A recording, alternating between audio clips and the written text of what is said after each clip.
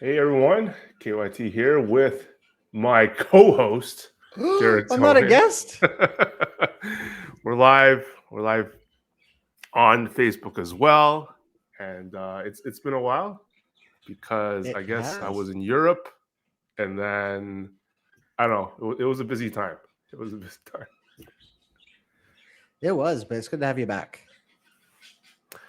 Matt, you've been keeping at it with your weekly recaps, and I just wanted for this episode, just we're gonna do a quick run through of everyone's farm and what we sort of think about it. You know, not really going in depth. So I guess like some people might correct us about how important a key piece is for them.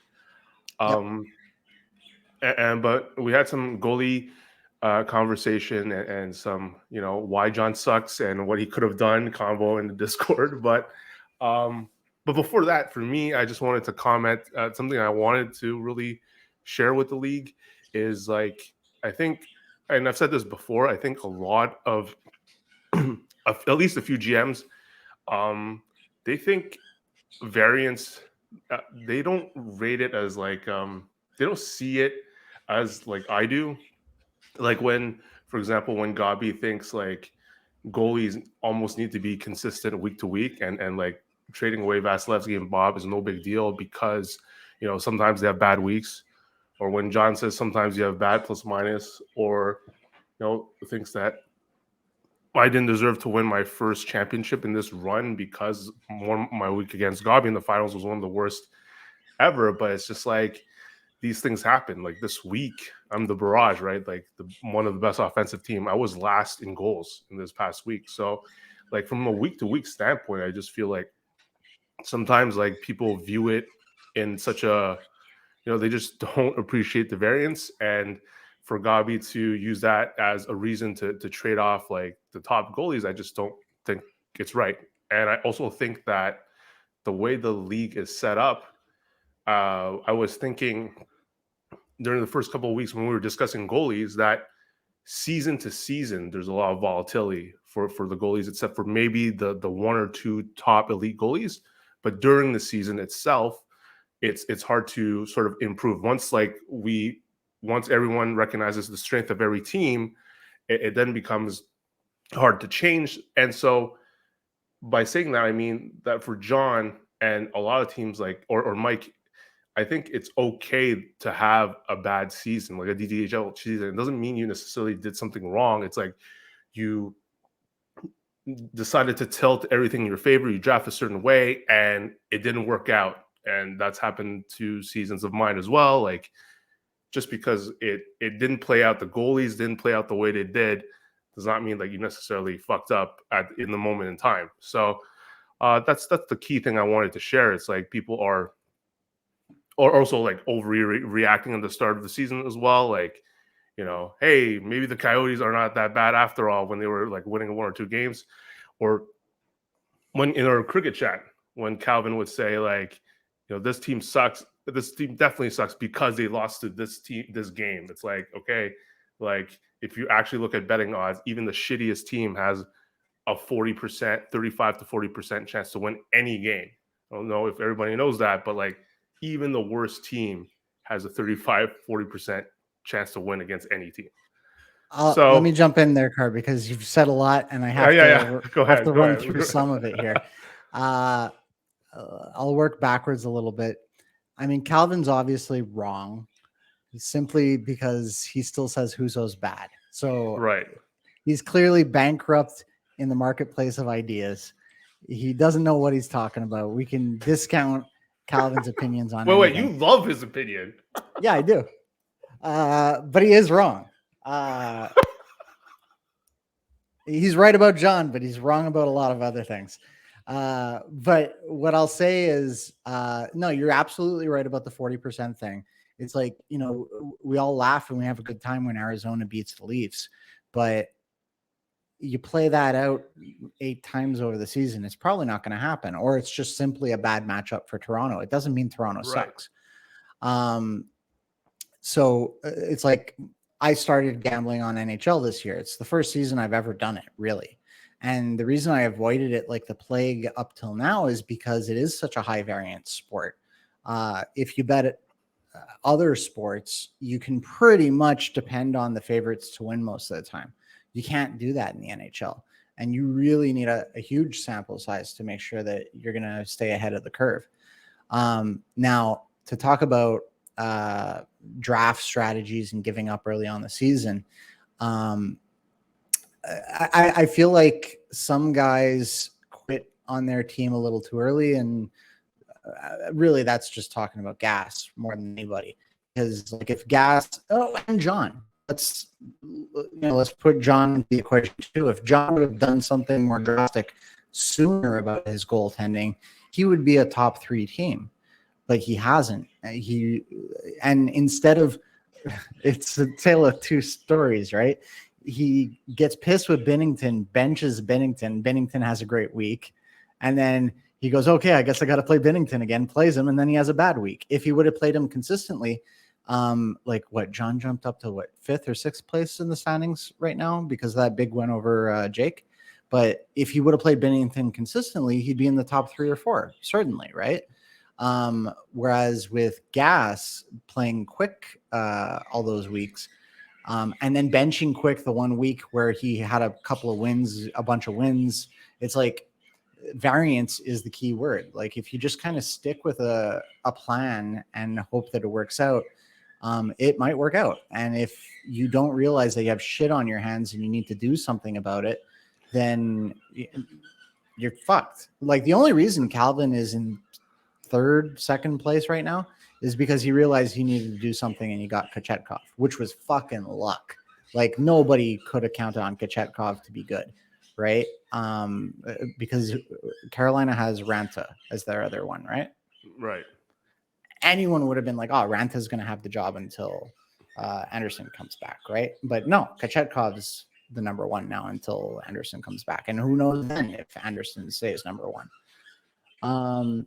Well, don't say like nobody saw it because like Calvin's gonna be like, oh, it's obvious, Yeah, Calvin's obviously wrong about everything except John. But I think for me it wasn't that I didn't know who Kochetkov was. I think I read that he has potential, but it was more that I didn't think Anderson's injury was that bad, and I think I've read that he's skating again, so that could put a dent in his hopefully for our sake in the standings. Or our playoff chances against Calvin, that Kochetkov just disappears back to the AHL or whatever. This podcast has like a totally different vibe now that like you, me, and Calvin are 1, 2, 3 in the league. Yeah. I mean, like to sort of push back a little on the John thing. It's more like because like you felt after the first 2 weeks, you felt like you were in the same spot and you felt like you couldn't really improve your goaltending, right? In with what was free available agency. Free agency. Yeah. So and then even John said like he approached me for I think Skinner or someone, and I wasn't willing to trade. So like he actually approached me, and like it was hard for him to trade. Like could he have gotten better results? Been more eagle-eyed in terms of free agency, sure, but I think like it's just hard to get goalies in general, and that's why I made that comment. Like you go in thinking Fleury, who had great numbers last year as the Wild goalie, okay, maybe he gets a year older, maybe like performance dips, and I think that's part of the risk because they lost Fiala. There's some roster turnover on the Wild. It was plausible that the Wild were going to be far less good than they were last year. So last year they were pretty dominant, and this year they're above average. And about last I checked projections, 70 to 80% to make the playoffs, whereas at the beginning of the season they were 95% to make the playoffs, according to some projections like from the Athletic that I care about. And so there's a dip, and then like who knows is a question mark. Binnington keeps the starting job with the Blues, who were a playoff team. Husso left, so now Binnington doesn't have to worry about losing his job. So it's like heading into the season, and in our tier list, clearly Husso was better. Husso's better. Heading into the season, we like okay, the shitty consensus list. B tier at least. And I would agree with that. Like, I would be comfortable based on the numbers Fleury put in the Wild uniform last year to feel like he was a decent starting goalie. Same with Bobrovsky. Like, even if he was not elite as the rest of the league, I thought he was at least going to be playable or above average. Like, him being not playable this year is actually, was a possibility with them losing Uyghur and the pieces they had. But like this bad, I probably put in a low probability. But thank God I was able to draft and pick up some. Actually, no, every goalie I picked up turned out to be short term, like Martin Jones and stuff. But drafted Allmark and Murray, as everyone knows. But it's just hard. So I don't think like that's why I'm not sure John could have done much. Is basically what I don't want to really defend him, especially since he keeps shitting on my championship. But I think I'm not sure what he could have done there. So I made a comment that you disagreed with openly, I think, where I said Fleury in the first round was a mistake. And I specifically meant that along the lines of like Fleury's 38 years old now, and John's got a relatively young team. And my feeling is like first round pick for a team like John's, you want somebody that is going to improve your team probably for a few years. And Fleury in the first round is, in retrospect, a huge gamble to improve him even this year, but he's definitely not improving him for the next 5 years, right? Whereas, and I agree with Evan on this, if you pick up a guy like Murray or Samsonov or whoever the fuck for Toronto, and like, nobody was especially high on Olmark other than maybe you, because I was tainted by Calvin's bad logic and Calvin didn't like him, and like nobody was looking at Olmark, right? So forgive John for skipping Olmark, but there were goalies that were younger and seemed like maybe it's like if you pick up Murray and you expect Murray to be the starter in Toronto, you're guaranteed 30 wins there. So I think there is a logic to not valuing Fleury in a first round when he is as old as he is, and he is starting with a new team, and so on and so forth. So I'm not going to disagree with that strongly. I think my take is more like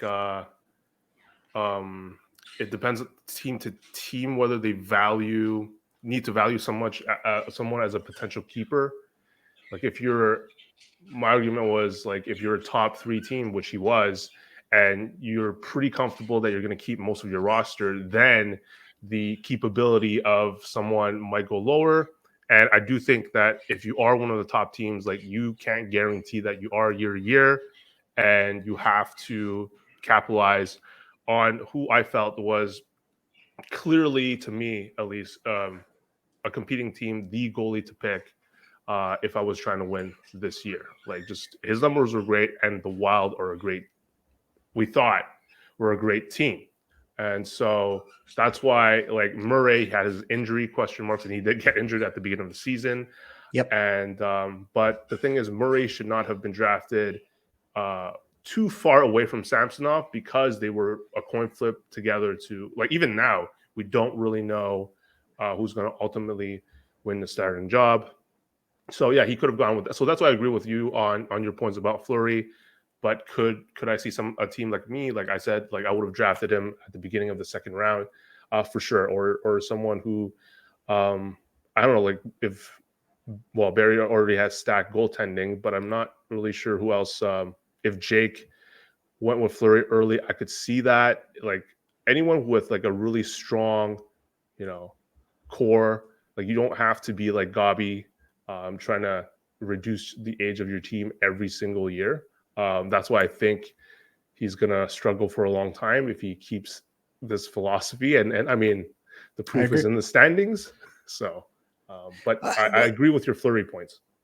It's like, so to step back and like, we'll look at the farm as the second part of this, right? But to be fair to Goalie, I think if Goalie had goaltending this year, he would be in the playoff picture.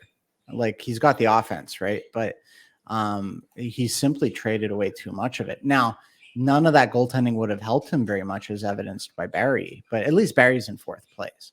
So if Gabi, like, I think trading Bob was brilliant. I think he should have kept Vasilevsky and see how he could roll with Vasilevsky and whatever offense he could draft. I think he has decimated his team for the next few years because who knows if he's going to be able to find goaltending. Like, I feel, if I'm speaking honestly, I feel like I lucked into the goaltending that I have. There was a point where I wasn't even considering keeping Vanacek because who knows if the Devils were going to suck again. And I traded for Husso, which, to borrow a phrase from Calvin, everybody doubted me. Like, I come in in this tier ranking that you guys all came up with. I had F ranked goaltending, and I'm one of the league leaders thanks to the one move I made. But that is in a large part luck. Like, with variance, I could be back at the bottom next year. So who knows? Maybe Gabi finds something to improve his team in this upcoming draft. Like, he's got half the first round. So if he can't draft the goalie in half of the first round, fucking good luck. But I disagree with his moves. I disagree with his strategy. And I've taken to heart what you said about, like, don't stay too young. Like, trading who did I trade? Barzal. Trading Barzal for Zibanejad. It was looking at my team and being like, I can take a bump up in age because, Huberdeau and Lindholm are going to only have a certain window. And if I don't have a guy playing in the same window, then when am I going to win? I think what you said defines on one episode, or something you said really defines how I feel about Gabi's team, which was, you said something along the lines of, why is he trading away stuff that he's going to need to try to get? Right? You're trading away Nugent Hopkins, killer special team points, killer points on the Oilers, probably for at least more than a couple of years. He's not that old. And Zibanejad, well, but that's fine. Like, Barzal's a good piece, and you got a first rounder. But I mean, in general, the Gabi philosophy is like trading away these pieces and hoping to you're able to identify good players, Gabi, but you trade them away in the hopes to draft them or find them again, which, we've seen it's really, sometimes it can be really hard to find these point per game guys. Like, it's not like it's not a cakewalk, right, Derek? Like, it's, you're trying to slowly build up this offense to be as good as some of the top teams in the DHL, and it's like some of these pieces, they're like 29, 30. I mean, you still have that window until they're 35, and some players, even if they're older in this position, like Pavelski, he just happens to play with Robertson, right? Like, he's 38 and still producing. Bergeron's still producing because he gets to play with Pasternak and Marchand on their power play. So there's still older players that are elite based on their situation. Fucking Jake's getting like 2 goals a game from Ovechkin just on empty netters. I think. Wait, has Jamie Benn slowed down? I think he has. Hopefully, for your sanity. I'm afraid to check. I think he has. That's my one big mistake of this season. He has. He's got 1 goal in his last 5 games. No assists.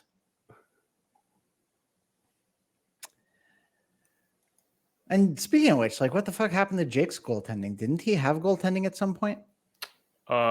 He had goaltending when Campbell was decent as a Leaf, and he's fallen apart. And Kemper is a solid goalie. He was great for Colorado last year. He started off great with like decent numbers. Washington, like 2.56, 0.916 save percentage. So, but then, so it was like Kemper plus Campbell ? As an Oiler heading in. So I think Jake was in the B to C tier because of those question marks, and so far those question marks do turn out to be bad for Campbell. Yep. It's like I was surprised to see he had no goaltending starts last week, and it's like you look at the goaltending. Oh yeah, he's got Campbell and Ranta. And man, I came to you asking for Skinner too because I noticed early on Campbell sucks. Yeah, you did ask me. You were the first to ask me about Skinner early, but but I was also thinking the same. I didn't know Campbell sucked as much as you did, so you were earlier than me to catch on. But I was also like thinking Skinner had a shot. Well, that's why he's on my team, right? Obviously. So, anything else before we look at the farm teams? I'm thinking of things Calvin said. I think I think Calvin impressed me and when we were talking about the Zibanejad trade that Gabi made like last year or 2 years ago, where he said like it's easy. Like he said something that I agree with. Well, it's like easy to dissect a trade after the fact or years later, but it's important to also go back at the time of the trade and the information we had if Gabi made a good or bad deal because he traded a bunch of picks for, I believe, Burns, Zibanejad, and someone else. And it's like easy to say now that Zibanejad's like amazing and he did a good job, but like how was Zibanejad at that time to know really if it was a good or bad trade? True. But when he's sorry, True. when he's dissecting John, is just like a lot of hindsight bias. Like you, I forgive because there's this like John and you rivalry, and like I said, I don't mind. Like I think a lot of people, like I said, overreact to week results, but like yet for me, I don't really I discount that when it comes to you because it's like you have to do a weekly recap. You have Yeah, to I have to. analyze every week or every free agent is a pickup. But it's like we can really dissect everyone's pick. I felt like for sure Calvin could have himself going into the season was headed with just one strong goalie.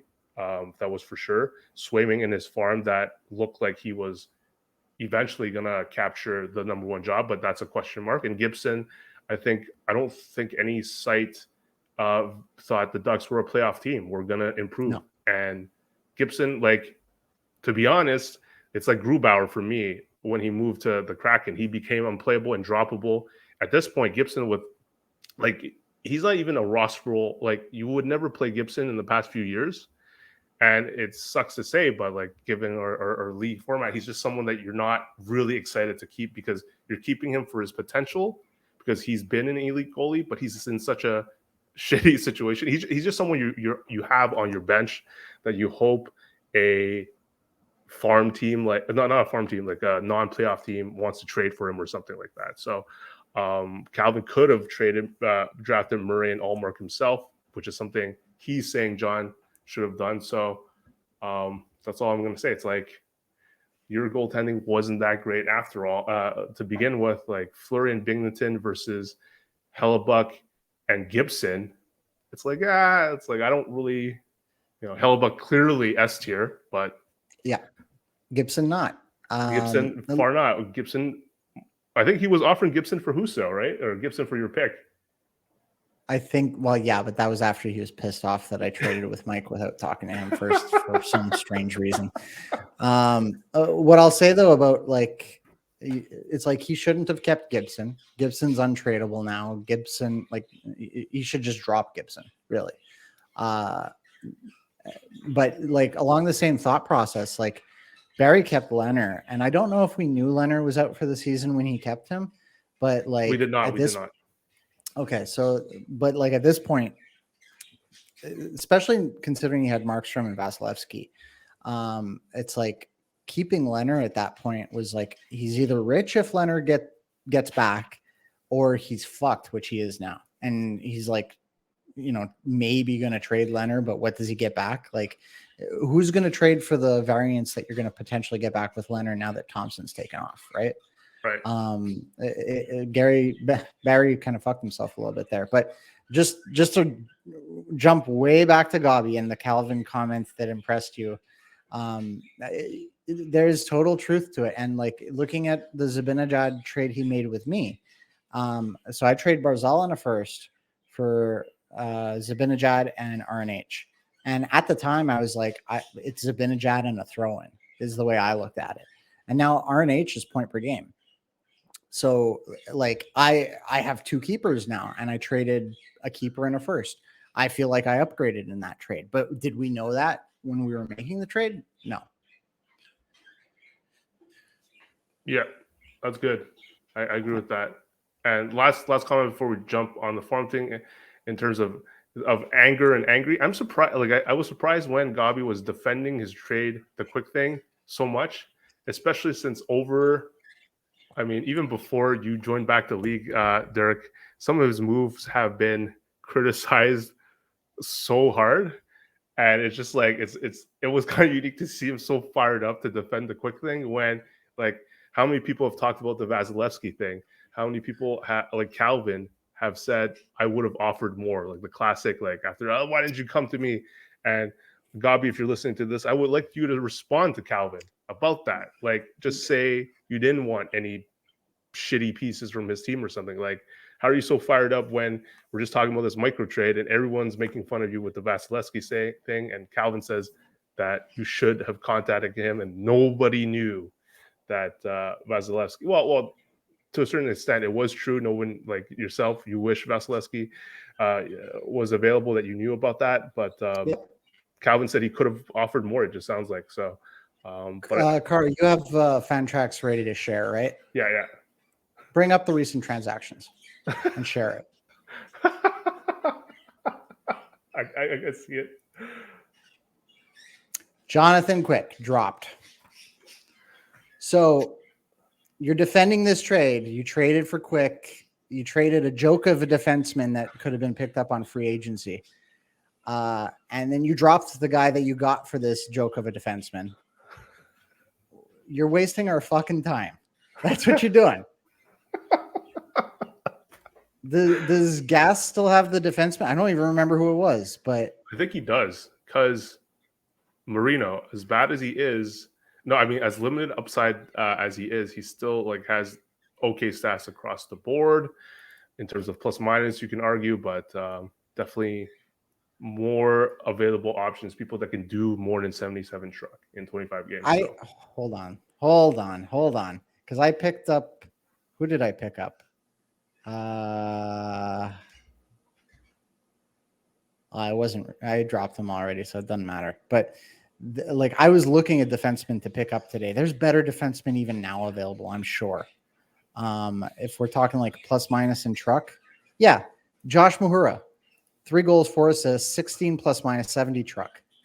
Could have picked him up. Right. 92 truck with Gavrikov. Or if you really want to truck, like 134 for 5 plus minus, fine.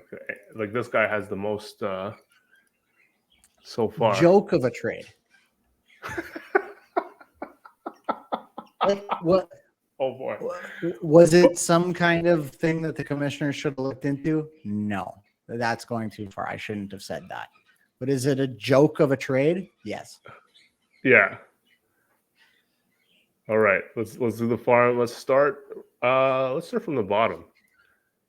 Starting from the bottom, now we hear. Okay.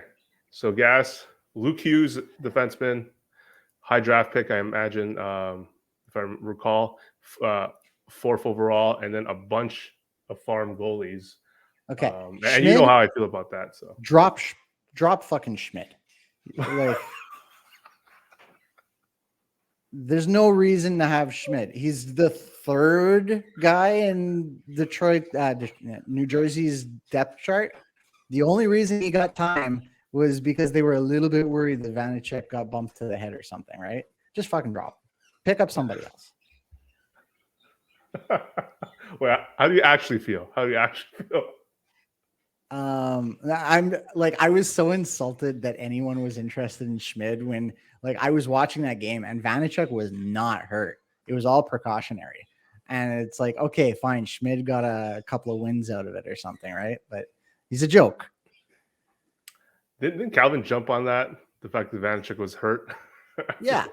And I'm like, I'm watching this game. He finished the period. I don't like overall just too many question marks, I guess. Like Tarasov is a high prospect goalie, but you know, the Blue Jackets are going to be bad for a while. Yep. And Kallgren is a joke. Is this bleeding from the whole quick thing? Like I'm feeling well, no, I mean, I get it to some extent because especially when you're in Mike's spot, like I've been there. You got no goaltending except for Knight. Is Knight hurt now? Is that what that's saying? Yeah, he's got a bit of an illness. I think it's just Okay. I don't know, just not an actual injury, but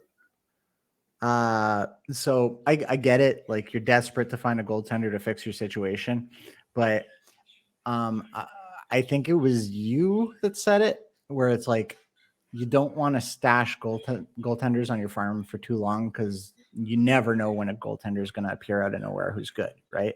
right. And like unless you got a surefire thing that's coming up through the farm system, it's better to put a bunch of forwards down there who just need to find the right lineup, just need to mature a little bit more. So having 3 goaltenders on your farm, 2 of which are very suspect to my eyes. How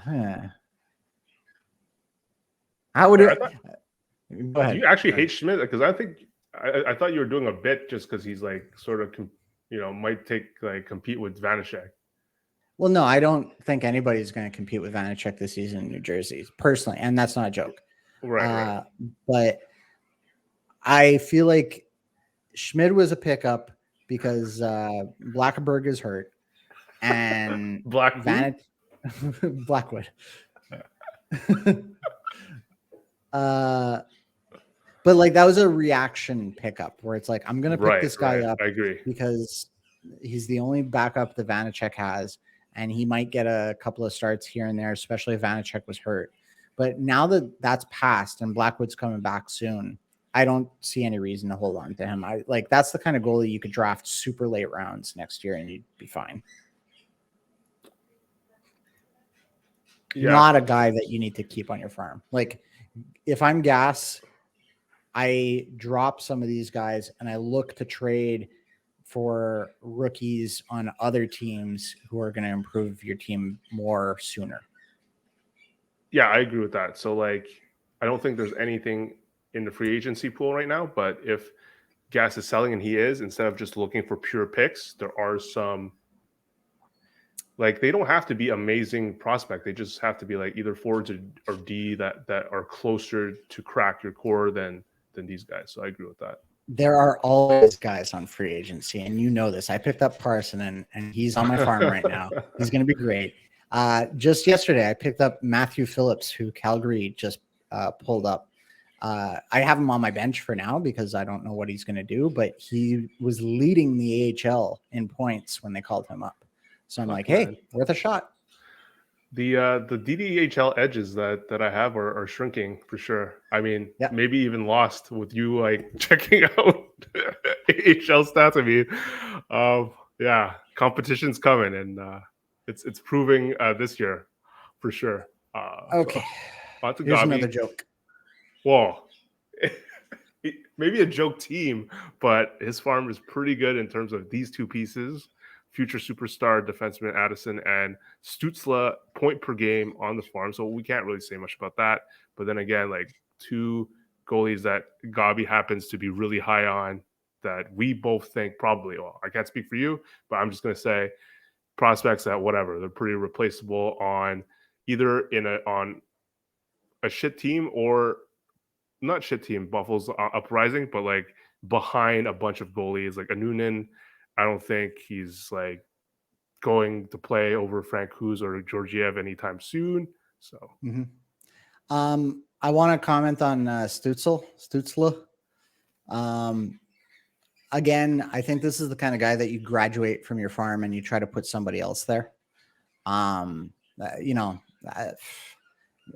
Maybe it benefits Gabi more to tank by having Stützle on his farm, although I don't think Stützle is going to make him a winning team week to week. But put somebody else there who really does need to grow and have fun with Stützle for now, right? I don't like the idea of stashing a guy like that on the farm. Like I was thinking of calling up Tavish this year because I just want to use the toys that I have. So I don't know about that, but that's all. Wait, we should do rankings. So for Gas, F.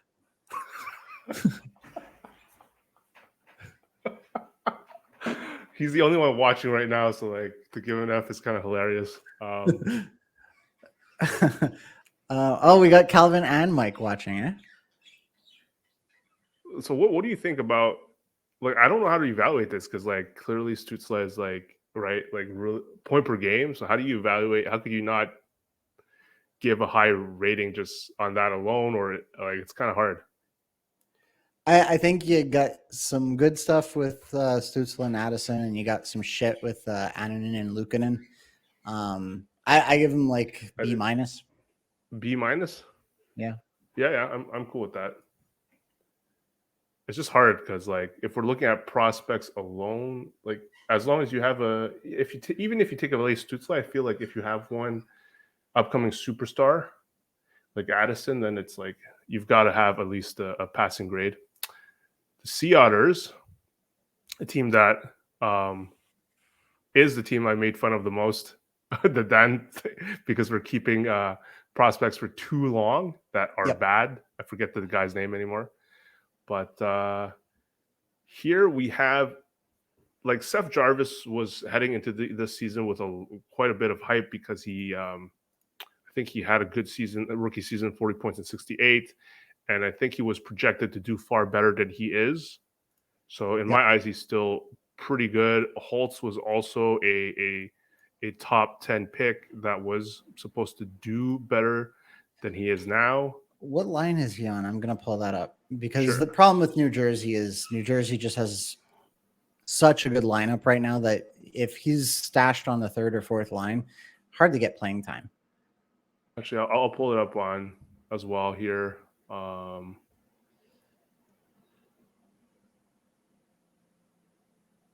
So yeah, he's on the fourth line. Yeah. So he's bad for this year, but But he could be good. right, a decent hold. Seth Jarvis talked about. Uh, this is probably a top 10 pick, a recent top 10 pick that he's stashing, and one of the best goalie besides your own in Askarov, one of the most Most hyped goalies. most projections I've been looking at now say that Wallstedt will be better than Askarov. So I totally understand stashing Wallstedt.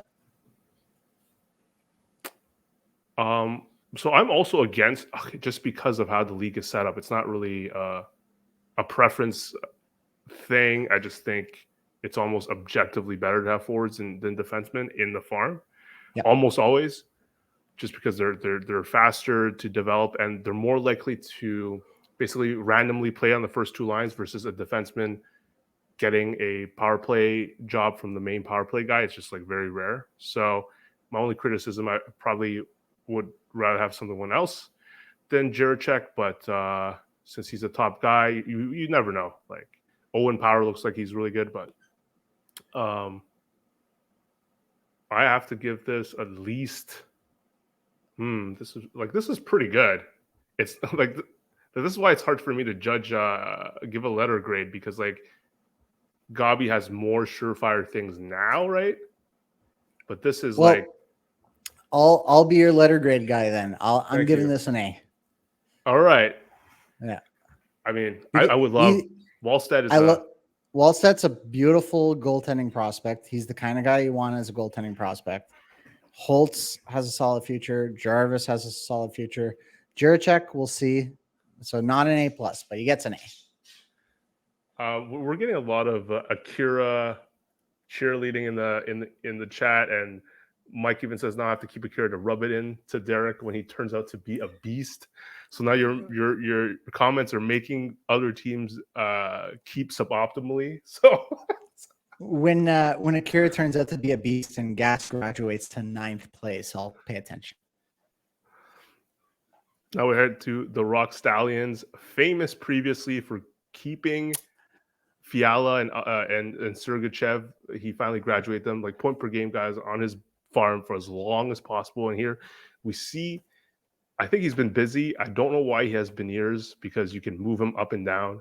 The current Calder favorites in his farm, that's like inexcusable, especially since he's competing with Shesterkin and Georgiev. It's like what is he doing? He clearly does not have a stacked roster, and this probably grinds Derek's gears as well. Absolutely. Like Rock Stallions are one spot out of a playoff spot, and he could have maybe done better last week if Pierce is playing and staying benched. Why is this guy not playing? And Dylan Holloway is a joke.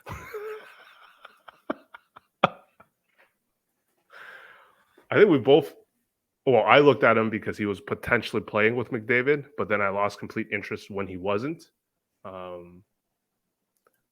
This winger is a top 10 pick for a few years ago. So check out his transaction history. I might have drafted him.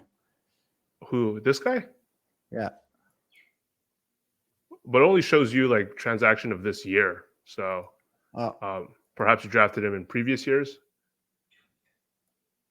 No, okay. I don't know when I had him, if I had him at all. But he's doing nothing on that team. Like they aren't playing him, right? So. Which guy? The Edmonton guy or the Canucks guy? Edmonton. Oh yeah. So, oh yeah, you had the Edmonton guy for a bit. I had him. Yeah. I dropped him. You picked him up, and then when you also realized he wasn't getting any playing time, you dropped him as well. Yeah. So, yeah. Unless something happens, I don't think. Again, it's hard to say because a lot of these guys might turn out to be really good. But I think what we're trying to say also is you can have the same type of high ceiling guy potential, but who is also actively contributing to their team right now, right? Like that's what we're saying. Because like any of these guys can be really good. It's just that you can have a similar guy that's currently playing. Right. And like in Edmonton's case, unless they can't re-sign a handful of their players, like Holloway's going to be stuck on the third line forever. Right. Yeah. Then we had Lankinen, who had a decent rookie season with the Blackhawks. Well, he started out good. He was actually a Calder candidate before the wheels came off in the second half. Then he sucked last year, but now he's doing okay, like pretty damn good actually. But it's only 7 games behind Saros. He's not going to steal Saros' job, but I think it's okay. That's the funny thing with Nashville because they have a thick goalie pipeline. Right. You know, you have Saros, Lankinen. They have Askarov in the farm. They've got another guy in the farm. I can't remember his name. Lankinen, how many years? He's only got a 1-year deal. So the question is, where does he go next year? Whoop. What? So I think I'm guessing you give this a pretty low grade because Beniers should be playing right now. So that means you have an empty slot that you should be filling in with someone, and then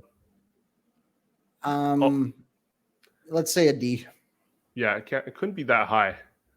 Beniers should be playing. Like this is both who's on your farm and who shouldn't be on your farm, right? Okay, yeah, sounds good. All right, now we got someone. At first glance, I'm going to give this at the minimum a passing grade. Cooley, of course, top 3 pick just recently. Lafreniere's stock has obviously gone down since we expect him to crush earlier, but he has the luxury of keeping him on the farm, and Lafreniere is just playing behind a lot of better players on the Rangers, and who knows? Like we've seen guys like Lindholm, for example, who was a pretty high draft pick, and he took forever and to be in the right situation to break out. So, and then I had this guy, Caden, because he had potential for truck. I dropped him because like I wasn't going to play him with his terrible plus minus this year, but could be just a valuable truck guy that he upgrades either this year or next year because 127 is quite a bit. He does contribute in points, and nothing bad to say about Nemec, who was 2nd overall. This has to be a passing grade at the minimum to me, but I'll leave it to you. Yeah, I agree with that. I'm not high on Goalie. I just, like at least with the current meta of the league, you don't keep truck, you pick up truck. And it's like, hey, I mean, 10 assists, nothing to joke, nothing to laugh at. But I don't know if he's a keeper. But the other 3 are solid. So yeah, B plus. The Jedi. Okay, let's Have some fun. let's see what. Okay, now this is lots of potential here. I'm going to start with Kaliev because he's starting to pick up. He was starting to, for me, to look like they were using him more and on the power play. So I kind of like him from a potential standpoint. But then these are like two high draft picks whose stock has dropped off dramatically. Byfield, second overall, I believe. Yeah. Again, it's like he was drafted behind Lafreniere, and it's like 10 points in 4 games. Not a great start, and I guess he got sent back to the minors. Kako, same type of thing. Second overall. It's like all these. I feel like John's gonna say he has bad luck, but again, second overall that hasn't panned out quite yet, and doesn't look like he has. And I believe Casa was a top prospect at some point. I don't know if you have looked at current. I've seen him in the recent projections for goalies. From what I remember about Casa, because I've been following Detroit to some extent, I think I think he's considering not, like, he's trying to find a way out of Detroit. Like, he wants to sign with another team. So I don't know. I don't know if he's good, great, bad, whatever, but he seems like he could be a problem case. Like, at least from what I've seen from like Red Wings Twitter or whatever, they're not really high on him. And I think that's mostly to do with attitude. Oh, okay. Wow. Yeah. So I don't know how to feel about this, Derek. This is like the case of having high, like at the time, blue chip prospects that now are in a regular league would not be drafted that high. Like Byfield, like as good as their potential still is, it's like you have to accept the fact that their draft stock, like their value has dropped a lot compared to what they were when John first got them. So this is like it's kind of tricky because I don't want to say no when they like. I don't want to say this farm sucks, and then they sort of blow up. But it's early to tell, and I'm not 100% sure on what I said about Casa. Like, I'm just Googling him, and all the news about Casa is like, wow, he's kicking ass in the AHL, so he might be great. But we'll see. Very, like, like a good farm, it should be like, oh yeah, there's going to be some kick-ass guys here for sure. And here it's hard to say that. So if you're asking me, I'll say a C. Okay, yeah, again, that's why like when I think John has received offers for Byfield and maybe Kako before, but I think Byfield was part of some trades and at the time maybe he felt like he was too good, but like I do feel like I wouldn't trade for Byfield. So yeah, and I'll say this about John before we move on. John traded me Newhook last year, and he's like, you need a good prospect, man. Newhook fucking sucks. So as far as I care, John doesn't know shit about prospects.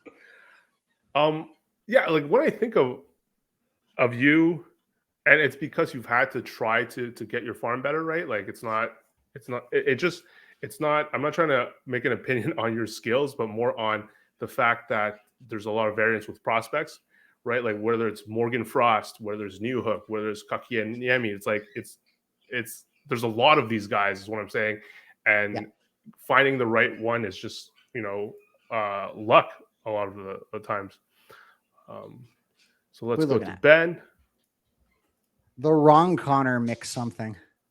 Connor McMichael, not super high draft picked, but maybe he was in the right situation. 2 Capitals guys. This is not a high draft pick again. I think maybe Ben just like picked up some usable guys. Reichel, I heard he was supposed to play and crack the roster, and he did not. And then Slavkovsky for the Habs.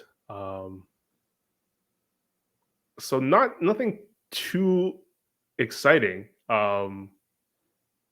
unless Slavkovsky blows up in the next 2 to 3 years. But all these guys are basically prospect guys that me and you could find comparables on free agency. Is how I feel. I think so. Like, obviously Slavkovsky probably has the highest upside here. But even then, I don't think you expect him to be better than point per game. Hopefully he is point per game, and that's probably his ceiling. That's my feeling. That's why I didn't I had that first overall that I traded for Husso, and I was looking. It's like I thought I had no clue about Cooley, but I was looking at Slavkovsky or what's his name, Weirdo Eyes, for Was it Seattle. what? Shane Wright? Yeah, I was like, I don't want to draft either of these guys, and that's why I went for Husso. So we'll see. I'll give him a C.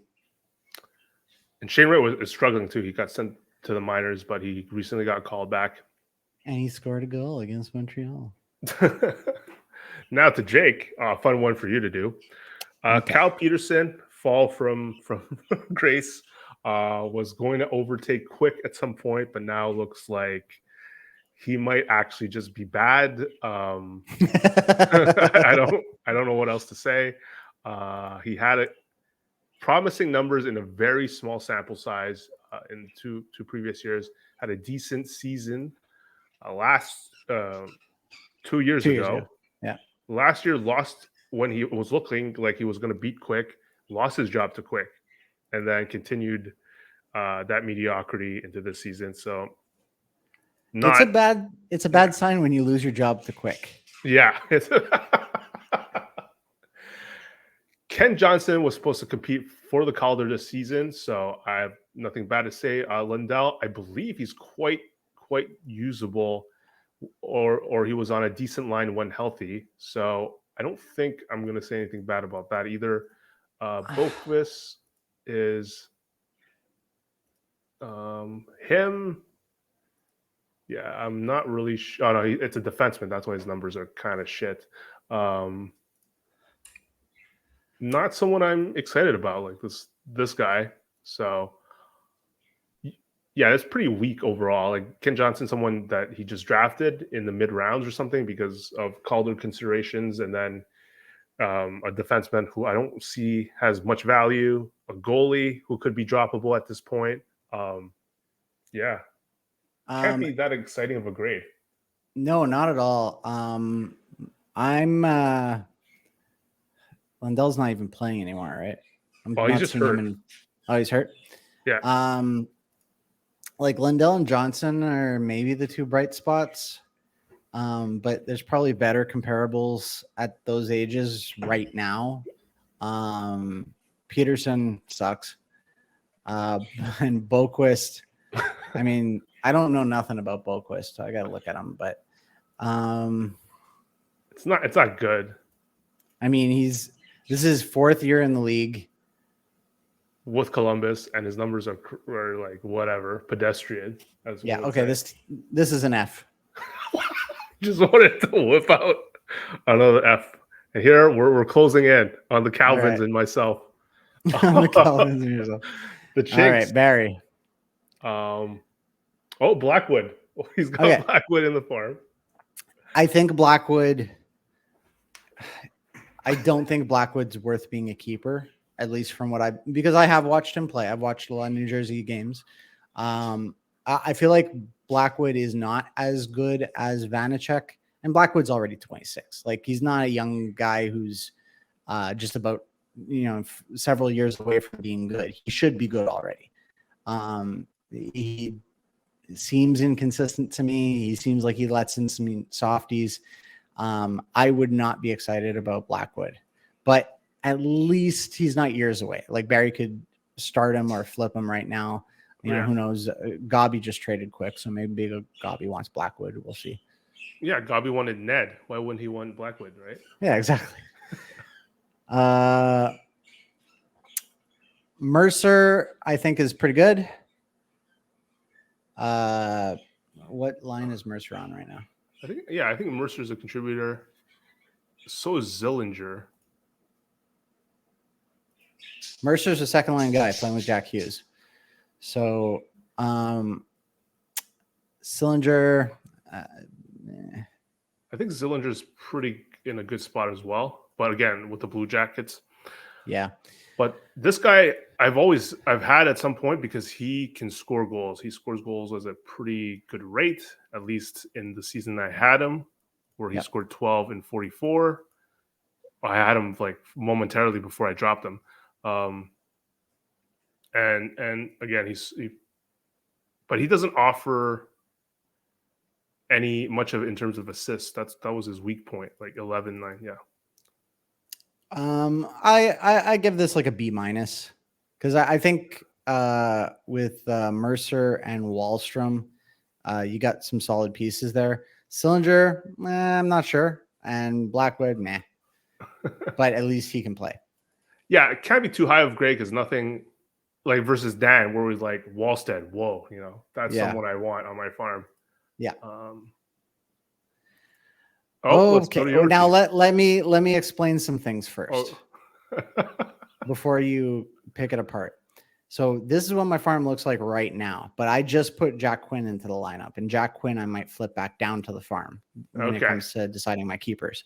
So this is all going to depend on how it shakes out with who my keepers are, who's actually going to crack into my top 12 versus who's going to be on my farm. So Parson and Quinn could flip. So if you had, I'm just gonna say you probably will have. I don't know. Quinn could continue to do well, because if you had your original farm, this is probably one of the. It's like maybe Dan's grade is too high then, because you basically have the same type of keepers as Dan in terms of having this all-star goalie. So that's a wash. Askarov and Wallstead is still a wash to me, but you have forward prospects that have higher potential and are still like really early. Like Eklund, we haven't really seen what he can do in his first full season, which will probably could be later this year if they call him up, but next year. We'll and see. McTavish too early, and Quinn looks like he's the real deal. You have to give yourself a higher grade than Dan. If we just go back to Dan really quick, right? Like, I think my forwards are better than Dan's. Yeah, yeah. I just think preseason Jarvis was a key thing, but like McTavish is really high ceiling as well, and Eklund, who we don't really know. Hold on. Gas says normally I respect Eric's opinion of goalies. But about goalies, this guy who said that John should veto my quick trade. Quick, the guy who won save last week. So just to play devil's advocate, and to talk shit about my own guys, I feel like Eklund's stock has dropped dramatically. He did not get a great experience last year playing in Finland. Finland, right? Not Sweden. And basically, like, he shows up to camp this year and he's like, I'm going to make this team. He doesn't make the team. Thank God, because San Jose sucks. But and from what I've followed him in the AHL, he's just not doing much. So Eklund has to start doing something to impress me, but he's just not what I was hoping for. So knock me down in your unsettled rankings a peg, because I don't think Eklund's worth bragging about for now. But McTavish, I stand by that pick. That's a great pick, I think, and I think he's going to do really well for me. I just want to let him stew for now because I don't want that plus minus on my team. Yeah. It's basically, it's like John's guys. It's like, but John's guy has played more season. Like, they have the same potential at the time of the draft. They've played more season. There's more data to know that there's a greater chance they might not hit that point per game or over a point per game season. Yours is more of a maybe they still can or actually will. So and you've got Zetterlund who might again have a good rest of the season, who's doing well so far as a rookie. So I think, like, I mean, don't forget right Quinn and Phillips. or Matthew Phillips right here. But you're right. Eklund, I have to view him as almost like a Byfield, someone that, I was really excited for you when you first drafted him because I wanted him as well in the middle to late rounds when people like other teams were forgetting about him. But now, after what you said, like we have to drop his value a lot. And so the most exciting pieces are McTavish, Quinn, Askarov. I'm looking at Eklund right now. It's the first time I check in a week or two. He's got 16 points in 24 games at the AHL level, right? So not he might be terrible, one of those Europeans that don't make it. Yeah. We've seen a lot of those. So, I mean, I have to give you on par with Dan. So if it's an A for Dan, it's an A for you. Like, that's how I would see it. At worse. Let's go to the cockiest guy in the league. Okay. P shooters. So I got to look up some of these guys. So Rossi has just not met expectations at all, right? Correct. He was supposed to blow up last year when Calvin drafted him for potentially a Calder favorite. This year, once again, he was one of the Calder favorites. Failed to deliver once again. But still young, and obviously, since he was on everyone's list for Calder, he is highly viewed, along with Shane Wright. Drysdale, that Calvin's really high on. I guess he was a top 6 pick. Got hurt. Had 32 points last year, but a minus 26. I mean, it's hard for me to get excited for a defenseman, really, unless they are, I don't know, Owen Power good. They have to be like even Rasmus Dahlin, right? The best D prospect in a long time, took a long time before he became who he is now. It's like, it's just hard to. I'm trying to find the last time one of us had like a rookie defenseman that like graduated into like a full blown superstar. So, well, like I went straight to the source. Like John's got Fox at age 24 and Makar at age 24. Those are the guys that you want to have. Right. Yeah. Absolutely. And if we look at their first couple of seasons, Makar put up 50 in his rookie season in 57 games, and Fox put up 42 and 70. So it's like this guy in his second season already getting hurt, not putting up any points in those first 8 games. 32 and 81 is not bad. Yeah, that's not bad. I have to admit that's not bad for a 19-year-old. So yeah, I can see the appeal. So yeah, I think give him a pass. Yeah, I think I give him a pass, and I think Wyatt Johnston was just like someone. I like Johnston. From what I've seen from Dallas games, he's pretty good. Like he's on a decent line, I imagine. Let's see. Dallas.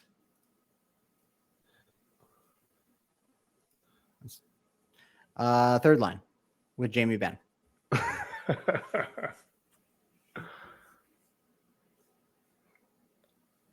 Again, this is a lot of maybes, right? Compared to some of the farms we've said this guy is a legit star or has a higher chance. So that's why I don't think the grade can be higher than some of the teams that we feel have at least 1 or 2 certified stars. It's also like he's got 3 centers here. Who's he got at center right now? He might be overloaded there. Hurdle, Heischer, Thompson. So he's going to have to make some trades.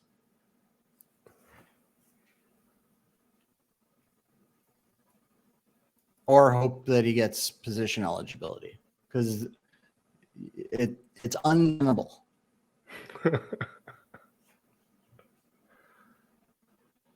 What's the letter grade?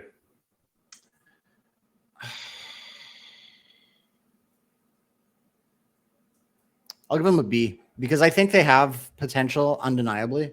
Oh no, I think this is Calvin in the chat talking about he has more than just those 4 rookies. Like he could put down Kochetkov against like if that's him in the chat, because I just see them as Facebook users. Yeah, it is Calvin. I have Facebook open in another window. so Kochetkov would be a very high farm, but if you're competing this year, I just don't. You're not playing Gibson at all, so like Swayman's going to split with Allmark. Well, hold on. So, what are the keepers then? You keep Swayman, Hellebuck, and put Kochetkov on the farm. I think that's what he's trying to say. We're. And then what? You just straight up drop Drysdale? No, you don't drop Wright. You don't drop Rossi.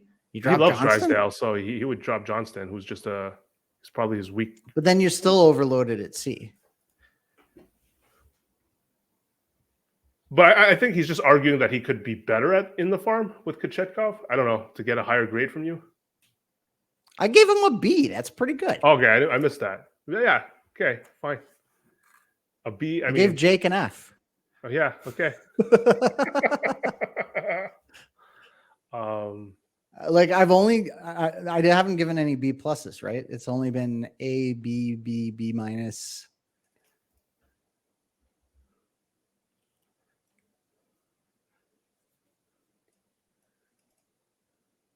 Like you remember I had Tage last year, right? Or no?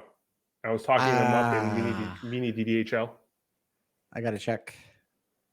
I'll check that. You move on to the next team. Well, no, I know I had him. Okay, well then, fine. It was more like if you remembered I had him. I was talking him up, and it's funny. Calvin picked him right after I dropped him, and the reason I dropped him was because he was doing okay at the time, like it was still 30 goal pace, but I had other good players on my team, and the reason I dropped him was in our playoffs. Buffalo was going to play 2 games for a bunch of weeks. And I'm like, he's good. I'm never going to play this guy in the playoffs. Yeah. So I drop him. And I mean, I can't complain. I won the league. But what does Buffalo's schedule look like in our playoffs this year? That's the question. All right. Last one. My team. Okay. So hold on. Do you want to defend anything before I pick it apart? I don't have any pre-opinion. I'm doing this live, as I have for everyone. Not really. So this year, I felt like people were more on the ball than even last year in terms of maybe prospects like that were playing, like Calder candidates. Like Eklund, you got much later than I thought he should have been drafted. This year, we had people drafting, like knowing Ken Johnson or all these guys. And I was like really impressed. It was harder to get a good rookie late. Yeah. Pinto was basically the top Calder candidate according to odds that was left. Like pretty high. Gunther, I've had for years. He's like one of those maybe will he not make it? For years, he's just 19. I mean, for the past 2 years, maybe finally cracked the roster, and I think he's basically pretty good given his role. 11 points in 21. He's like a third or fourth liner, but the reason they kept him is dangerous because he breaks their the contract. If he plays more than 9 games, it's going to count. So they must have seen something from him. So that's why it's positive. Michelli, nothing to say there. We both wanted him. Fucker. And he's one of the point leaders so far. And Skinner, there's nothing to say there. So go ahead. You son of a bitch. Can I downgrade you to like a C just because you got Michelli and I didn't? Sure. I think you have all solid pieces here. It's like it is criminal that you have a guy as good as Skinner on your bench when guys like Gas, Gobby, and Jake don't have a single goaltender to play. Criminal. Highway robbery, so grade A for your goaltending. I think, like anybody with Arizona, you have to look at them and be like, how good would they be on a real team? So Michelli and Gunther, top marks. Pinto's the only one where I'm like, I don't know if I see it yet. And I think that's just because everything on the Sens looks like shit right now. So if you were giving me an A despite Eklund, I'd give you an A despite Pinto. Right. So I think my offense guys don't have the same pedigree, like draft pedigree, except for Gunther, who was a top pick. But like Michelli, who knows like what his ceiling is, and well, Pinto was a top pick, and I think the only thing that is positive for him is at least we know goal scoring is more, I think, not deterministic. What am I looking for? More predictable. Like the fact that he has 9 like bodes really well for him moving forward. So that's it. But I don't think like these guys are like Pinto and Michelli is not a McTavish. They don't have that pedigree. So True. That's where I shake points off. But yeah, you're right. Skinner, like it makes me think if we have a lot of Skinner types in the league this year, because I have Skinner last year. I only picked him up because who was it? It was like Koskinen, and like Edmonton had like Mike Smith, and Skinner wasn't on any like high top touted prospect, but it was like he was potentially next in line because those 2 other goalies were bad. And I do wonder if there is someone that, let's say, Gas could pick up that is in a Skinner type situation. As we've discussed, Schmidt, Kallgren, probably not in that type of spot. And who's the last guy he had again? Tarasov is going to be the next Columbus Jackets goalie as long as the Jackets become better, which I do foresee, especially if they're able to land Bedard. Tarasov could prove to be really good. But is there someone like a Skinner that's currently Eric Connery? Like Eric Connery. Maybe not. Oh, the San Jose rookie guy. Maybe it's tough. Like we've soaked up goaltending so much that it's hard to find like a young guy with potential who you're allowed to pick up, because like there's tons of guys there who haven't played a game, right? Maybe this guy though. McIniemi. Yeah. Had a good start. There's no path of competition that's that like hardcore, like Kakinen and Reimer. They're not necessarily people the Sharks are going to keep. So, oh wait, I have to put rookie goalie. Yeah, these are the 3 you can pick up. These are the only 3. Yeah, so Sandstrom, Ingram, no. I mean, it's hard when they've only had 1 start and they got blown up, right? But well, no, it's they're 1 win. Oh, never mind then. Okay, well, McIniemi, guys. He's on the board. He's available. He's available. Wait, let's see. Let's see how many of these guys are available. Which one did you have? Brandon. So he's not available. Oh no. All right. I should have got a trade going for him last year, but he got hurt. Oh yeah, you have to answer this before we end the show. Gas puts up a good point. You say, Gas, you should fix your farm, but then wow, free agent rookies are shit. So no, to that, free agent goalies are shit. You have too many goalies on your farm. You need to drop those and pick up forwards who might improve you in other ways. I totally agree that it is very difficult to improve your goaltending through free agency. And that's why I still think we should have a limit on how many goalies you're allowed to carry. But having that many goalies on your farm, it's a joke.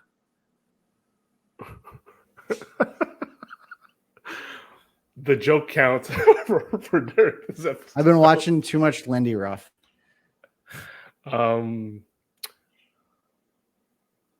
sometimes I think about what you said. Like, And I wonder if having certain categories being hard to improve, I wonder if that's actually a bad thing when we think about, like, shouldn't we go into a season thinking that no one can be good at everything, and like that there's some teams in our league that are known to be really good at specific things, like Dan with truck, or like you with special teams, or or yeah, or something like Barry with goalie, let's say, and it's like maybe it's not a bad thing that it's hard for you to come close to him via free agency alone. So I think about that a bit.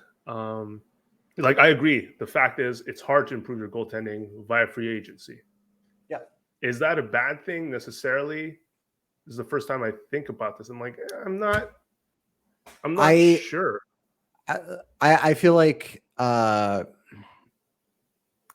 it is good and makes total sense that the free agent goaltenders are going to be worse than the goaltenders on the top 6 teams.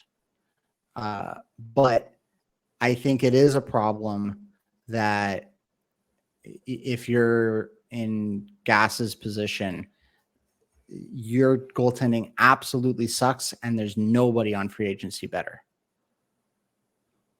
Okay. Because that makes it totally uninteresting. It's like, well, I'm just going to suck. I can't do anything. Okay, right. That's a good point.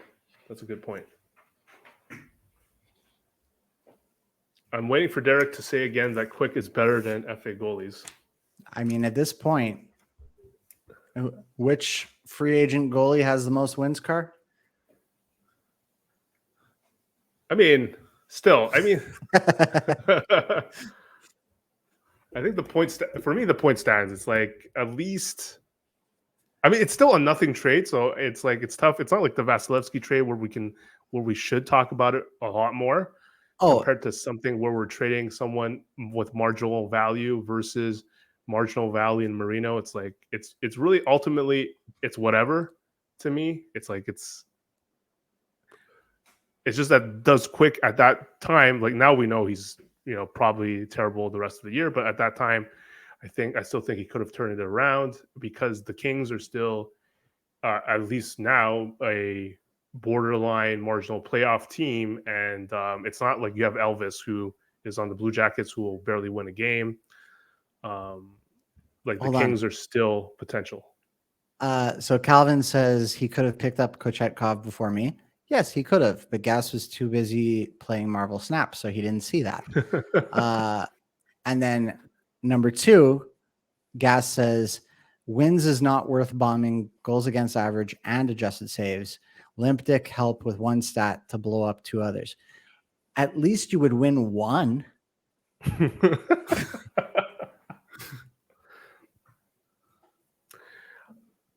And like, Mike might have missed on Kochetkov, actually, because his routine is to mainly check on Sundays. So I think you got to check in more often than not. And I'm not even sure. Like, I didn't pick him up because I just didn't think Anderson's injury was that bad, but it was far worse than I did. And well, and I mean, I think it's a perfect test experiment, right? Because early on this season, Calvin was at the bottom of the standings because his goaltending wasn't doing anything for him. Same as Gas, right? They both had to improve their goaltending. Calvin just checked the waiver wires and the injuries earlier than Gas did.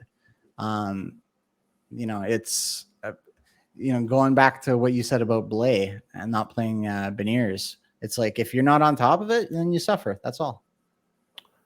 Yeah, like, for example, people looking for while Kemper's out, for a Band-Aid solution for the next week or so. I thought Lindgren was a sweet pickup. He's been killing it for the Capitals, replacing him, 1.83. Yep. And like, I don't expect to keep this guy for long, but maybe just the off chance that he win. I think Kemper's an actual good goalie. So for Lindgren to win the job would be pretty hard, but you just never know. Maybe the injury is worse than I thought, or whatever. It's I mean, you're just ridiculous. You just have goaltending options every which way. Because with Murray and Allmark, you could beat me that way this week, or you could put in Skinner and you could beat me that way, or you could flip in Lindgren because Washington's been hot. Actually, let's finish this with this then. I think what is the? Is there an You're updated projected to preview? win 7-3. Yeah. Tight though. Tight everywhere. Well, so I've been looking at your team every week, comparing against mine, because I've been looking forward to this all year, right? And if we go week over week, I think I would have beat you the last 2 or 3 weeks. Yeah, there was 1 week like this. There's a few weeks where my team like graded really poorly. Like here, there, and you were like gonna crush week me 6, I would have beat you. Now go to week 7. I would have beat and you killed it this last week too. Week 8, I would have lost. Week 9, I would have lost. But I think No, this is whatever. Yeah. I think in week 9. Wait, did you just drop? You were number 1. You were number 1 when I checked like yesterday or the day before. So Sunday I had nobody playing. So like I think it's going to be an interesting matchup. I don't think you're going to blow me up. But I mean, you have to be favored. I don't know. Like goalies are pretty comparable. Like Swayman is playing more now, so but yeah. Like just because he's in chat, like I was told someone with a GAA of 1.77 and 0.941, fucking sucks. I was told that. 16 wins on the season. Like even if he's on a good team, these stats are ridiculous, and yeah.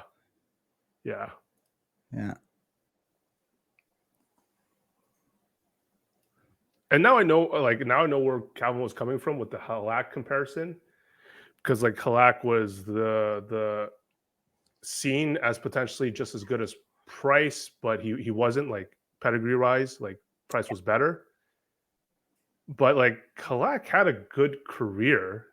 He was a starting goalie for a bunch of different teams. Like I don't think saying a guy is a Halak is an insult. It's just jealousy. It's he wishes he had the guy getting the wins and the saves and the. He's old as shit now. He's bad. Halak is bad. Like in our cricket chat, I bet against Halak every chance I can. But on the flip side, he's still playing and Price isn't. yeah.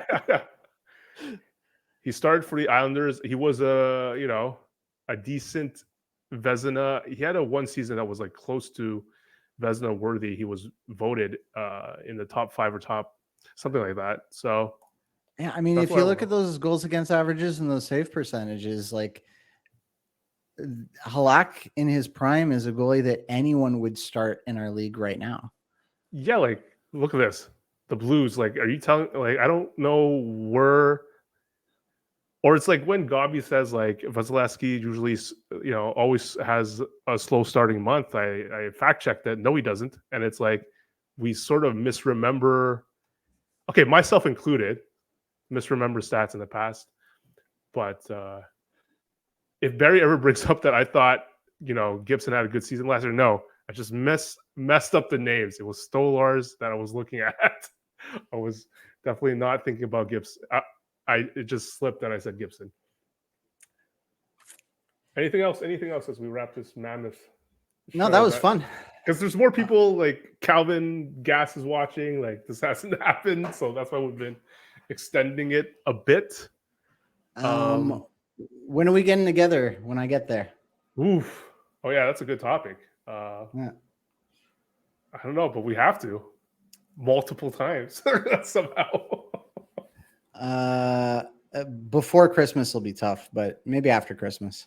You're here until when? January 13. All right.